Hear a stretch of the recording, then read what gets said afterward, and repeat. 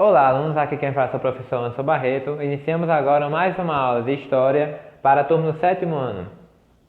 Na aula de hoje, nós vamos entender como foi o ciclo do açúcar e a economia colonial, né? A gente já viu como foi a colonização portuguesa, partindo sobre a parte política, e hoje nós vamos entender como era a questão econômica, partindo pelo ciclo do açúcar, pela produção do algodão, do tabaco, das drogas do sertão e da pecuária. Bom, sobre o ciclo do açúcar, né, alguns pontos têm que ser enfatizados, né?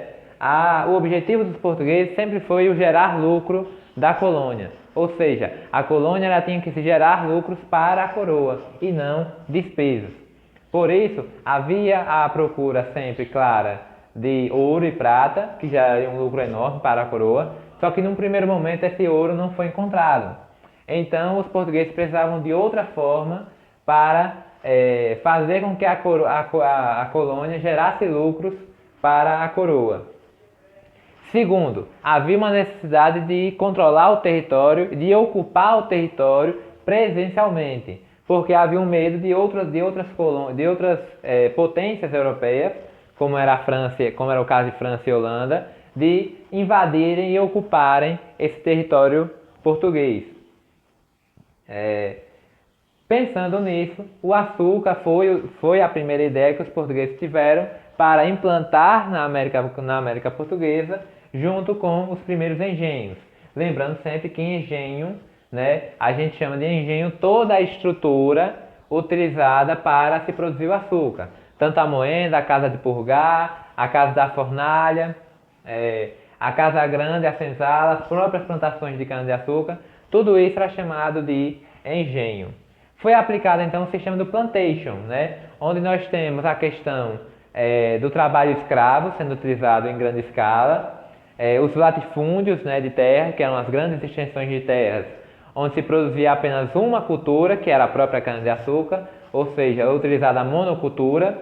Então, e toda a produção de açúcar dos engenhos era exportada para a Europa. Então isso se aplica na base do plantation. Aqui nessa imagem nós vemos, né, uma moenda, né, sendo utilizada para moer a cana-de-açúcar, que é um dos processos para a produção do açúcar. A economia canavieira no Brasil, né, lembrando, só reforçando, o açúcar foi usado para garantir o controle das terras sobre a coroa portuguesa, né, para tentar impedir que franceses e holandeses ocupassem aquele território. A experiência portuguesa, ou seja, os portugueses já tinham tido contato com a produção de açúcar nas ilhas do Atlântico, né? Então eles só trouxeram algo que deu certo lá e aí eles trouxeram para o Brasil. O açúcar foi implantado nos estados de Minas Gerais, Espírito Santo, São Paulo, né, no litoral desses locais e no Nordeste, que é onde a terra, o clima, né, as condições foram mais propícias para a produção da cana-de-açúcar, principalmente em Pernambuco. O alto preço do açúcar na Europa também foi um fator que fez com que o açúcar fosse utilizado na colônia portuguesa, né? Ele já era produzido pelos portugueses nas ilhas do Atlântico, então eles trouxeram algo que estava gerando lucros lá para a América Portuguesa. O engenho do açúcar, né? A organização dos engenhos, mais propriamente dito. O açúcar era feito no Brasil de dois tipos. O branco, que era o mais utilizado para exportação na Europa, e o mascavo, que era consumido internamente pelos colonos. O engenho era formado pela moenda, que moía a cana-de-açúcar para o caldo, a casa da caldeira e da fornalha, que era onde se tinha o cozimento desse caldo, a casa de purgar, que era onde esse caldo grosso descansava e secava até virar uma pedra, né? E essa pedra era desmanchada e feito o açúcar para ser exportado para a Europa. Por último, a casa grande e a senzala era onde se tinha a casa do senhor de engenho ou do fazendeiro da cana-de-açúcar, e a senzala era o local onde os escravos viviam. Aqui nessa imagem nós vemos um exemplo de engenho, né? Aí vocês estão vendo a moenda lá ao fundo da Casa Grande, as senzalas à esquerda, né? E tudo isso normalmente era utilizado dentro da economia colonial para a produção de açúcar. Bom, partindo agora para outras atividades econômicas, né? A cana-de-açúcar era importante? Era, mas não era somente ela que gerava lucros para a coroa. Haviam outras atividades também, em menor escala, que produziam lucro para a colônia, principalmente o algodão e o tabaco, né? Lembrando sempre que as terras mais produtivas da América Portuguesa eram destinadas à produção de açúcar.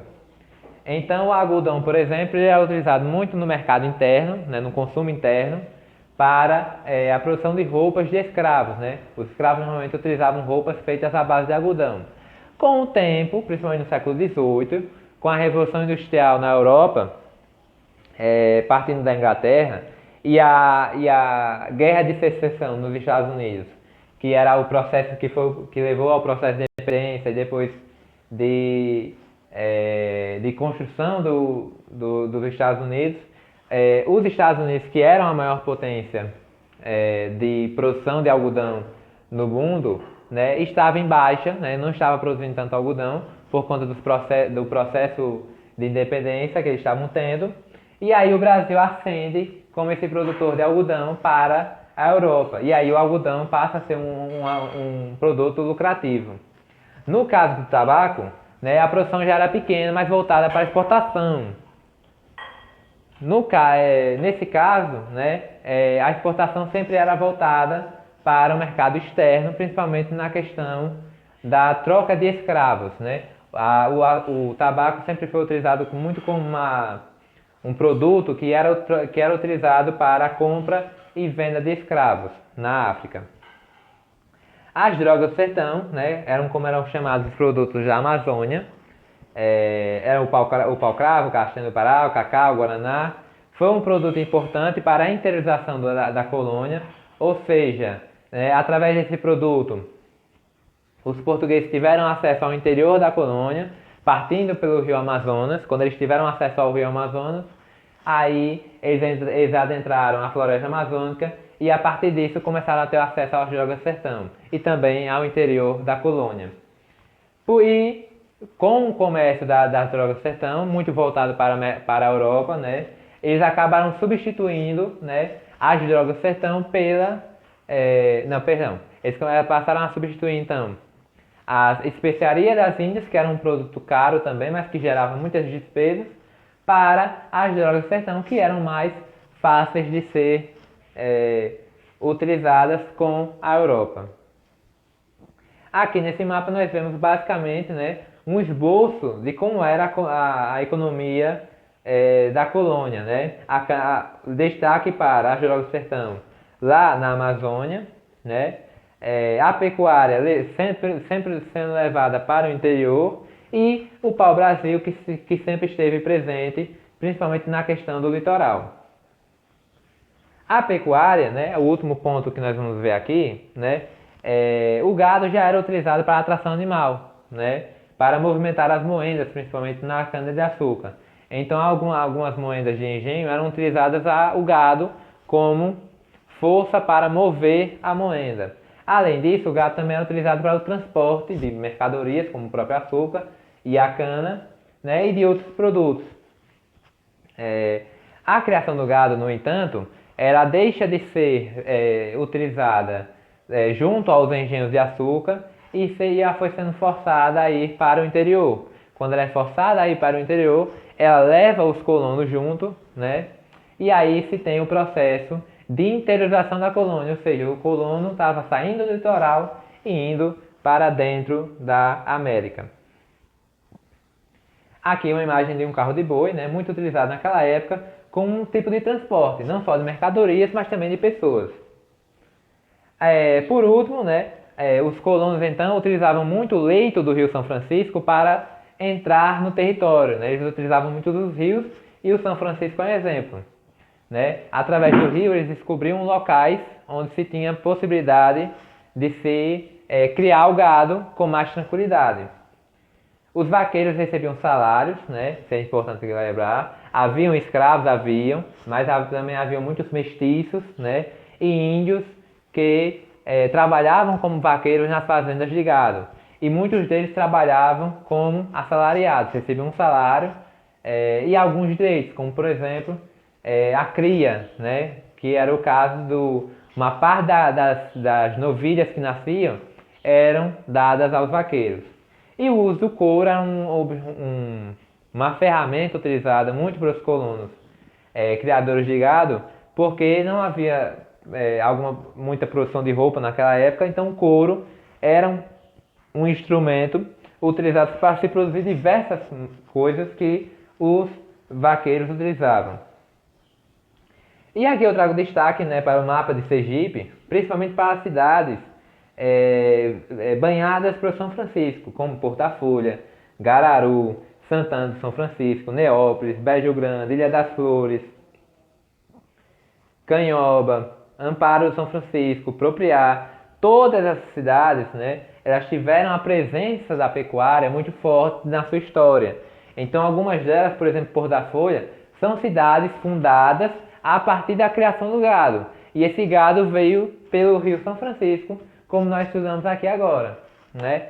Então, além do gado ser um objeto, ser a pecuária ser importante não só para a produção, para a economia colonial e para o processo de levar os colonos para o interior, também foi muito importante para a criação de várias cidades que nós temos hoje no Brasil.